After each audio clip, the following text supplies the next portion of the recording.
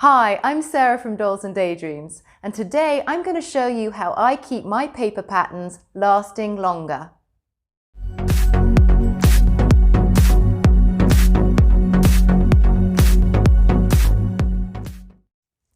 So you've printed out your paper pattern and you're raring to go. You grab your scissors, your trusty paper scissors. Never ever ever cut paper with your fabric scissors. First lesson to learn. So you cut them out and you start using your pattern pieces. Sooner or later, you're going to cut through your pattern pieces.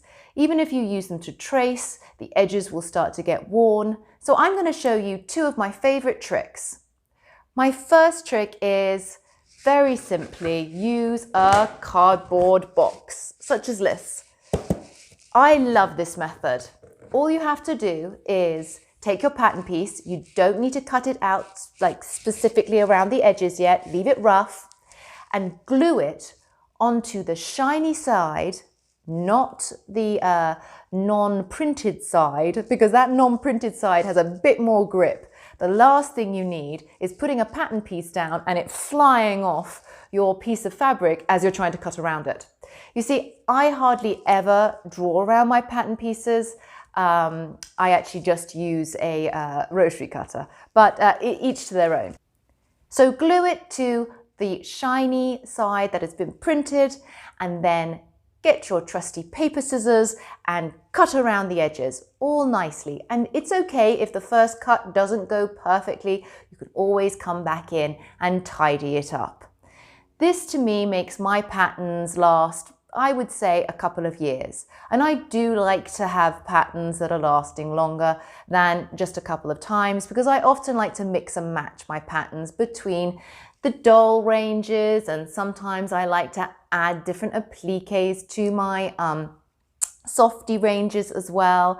So that's the beauty of the dress up range, because it is all mix and match. Now my next tip is something that I devised after my cardboard tip decided to fall apart. I found these fabulous cutting boards, and you can get them wherever, but I found these ones at the dollar store in America, because I know that I have some international ladies, but you can find them on Amazon as well. They're really thin and very easy, and I use them.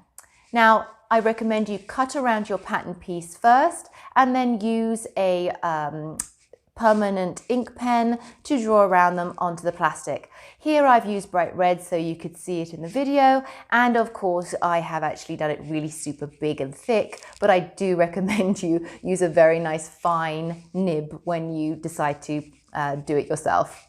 And then you just cut it out. And you're raring to go. I would recommend that you name all your pattern pieces because of course you're not gluing on the pattern piece like you are with the cardboard. So again, with your permanent marker, just quickly write down which dolly pattern it is and what it is. Obviously this is a limb, but sometimes they can be a bit confusing.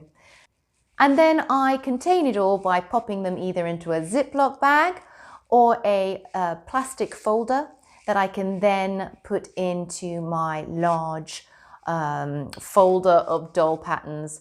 If I've printed out a PDF pattern, I will slip that into my folder or fold it in half and put it into my Ziploc bag. I hope you've enjoyed the tips today and that your patterns last for an incredibly long time. I know that with these two methods, they will. If you've enjoyed this video, please think of subscribing and leaving me a comment and maybe a thumbs up. Take care and very happy sewing.